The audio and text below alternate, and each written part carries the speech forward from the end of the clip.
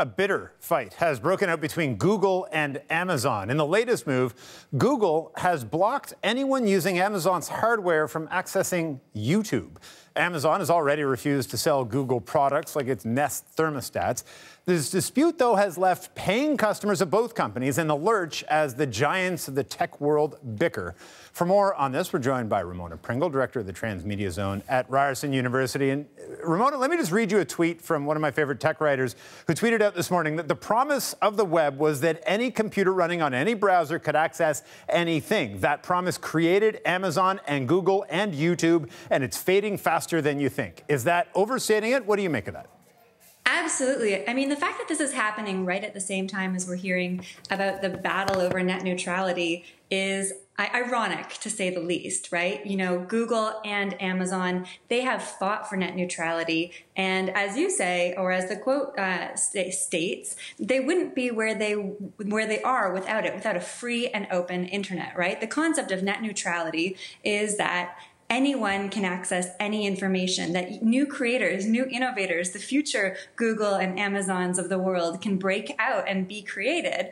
And here we basically have these two giants throttling each other. So really it is unfortunately ironic. I mean, it's a funny thing in the media world, if we can include sort of the internet companies in that, of, sort of these giant, sort of vertically integrated monopolies, that these companies really were the ones that came in to disrupt and break up. But then inevitably, when you have that much power and you have that much market share, you become, in a lot of ways, the thing you hate.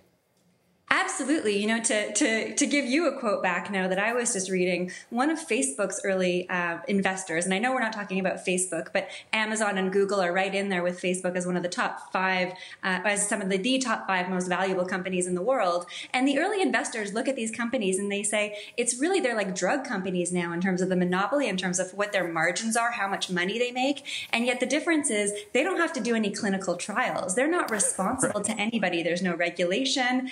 And in fact, they might say, well, we're responsible to the user, but even in a case like this, it seems to me like it's just ego. I think you look at these companies and it feels like they think that they're too big to fail.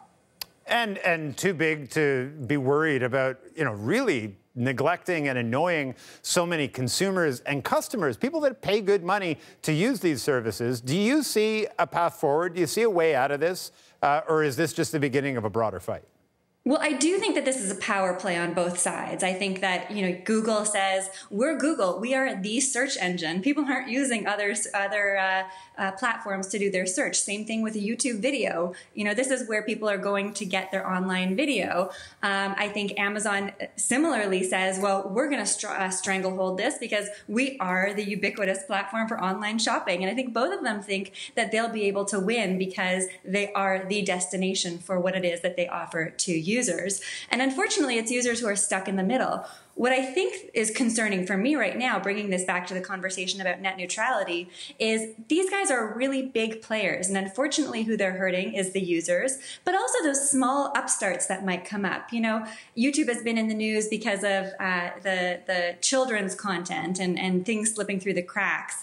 And what if a new startup came about that had good monitors that could say, we're vetting all of the content that's there, that was something new and fresh when it came to children's content, but it may not make it through if we see the future of these net neutrality deliberations go to the dark side, let's say. And unfortunately, they're doing a great disservice to everything that they promise, not just users and consumers, but really the future of the internet and some of those great innovative startups that could come up and solve some of the problems that we're seeing emerging on their very services.